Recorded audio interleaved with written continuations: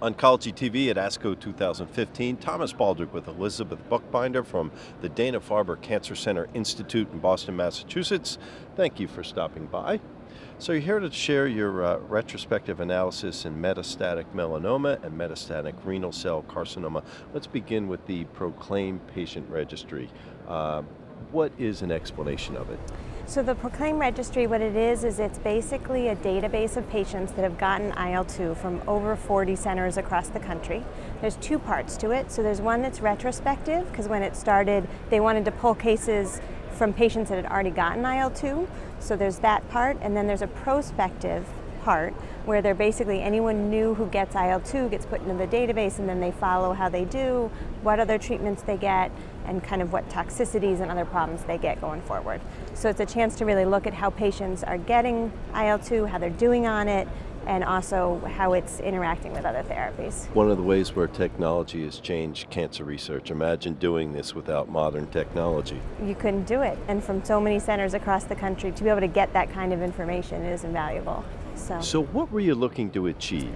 So what's happening in melanoma, as everybody at this conference knows, is the immune checkpoint inhibitors are doing amazingly well. We're going to hear about it more in the plenary. We've heard about it yesterday from Dr. Hody, and they're really moving into the front line in terms of therapy for melanoma and therapy for renal cell cancer. And so as a result, some of the older therapies we used are kind of moving back.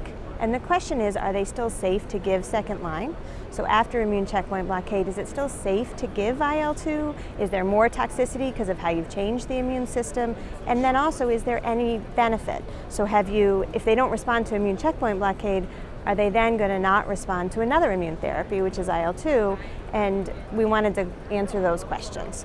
Unfortunately, at this point, the only way to really look at that is to kind of pull what's happening around the country and see what people are doing, pull the cases that are happening and take a look at those numbers. Until we know whether it's safe, it's going to be hard to do a big trial. And so that's exactly what we wanted to do. And so we looked at all the patients who had gotten prior immune checkpoint blockade and then went on to get IL-2 so that we could see, is it safe, is it effective, and kind of what can people do this in patients that progress. So what have you gotten for key findings? So the biggest thing that we saw is that post-ipilimumab, there was no change in terms of efficacy, and we didn't see a huge spike in immune-related events. So there was a lot of worry that because of, especially the colitis you see with ipilimumab, that you may have a flare as soon as you start the IL-2. There's case reports here and there, but all in all, the immune toxicity was manageable, and most of the toxicity was manageable. The next thing we looked at is post-PD-1 patients, so patients who'd gotten any of the anti-PD-1 or anti-PD-L1 therapies. So far, we've been able to find 11 cases, and as we've been presenting our poster, more and more have been coming up, so we're going to add more of the analysis. And the exciting thing about that is that there's quite a few durable responses, people with stable disease, people with some sort of response that is ongoing at this point in the analysis. And so it does appear that there's some activity in IL-2 after PD-1, and so far the toxicity has been relatively manageable as well, very similar to giving IL-2 frontline. And so as a result, it means that from what we can see so far, and we're hoping to kind of keep building on these numbers and keep reporting as time goes on, IL-2 is a reasonable option after immune checkpoint blockade in patients that fail that therapy. So how does this study fit in with the conversation on immunotherapy here at the I think there's conference? A bunch of ways it fits in. So I think it fits in, one, in terms of what are we going to do? There are some people not responding to these therapies. What do we do for them? Two, I think it fits in terms of future combinations, future sequencing. You know, what agent should we be doing first, second? Should we be combining them all together? Should we be putting IL-2 with some of these other immune checkpoint blockade therapies or other immune therapies that are in the pipeline? And kind of how are we going to work it all to optimize the response in terms of really getting the most patients to have that wonderful, durable response, and that what we refer to as treatment-free survival, where they don't need any more treatment because their disease is under control.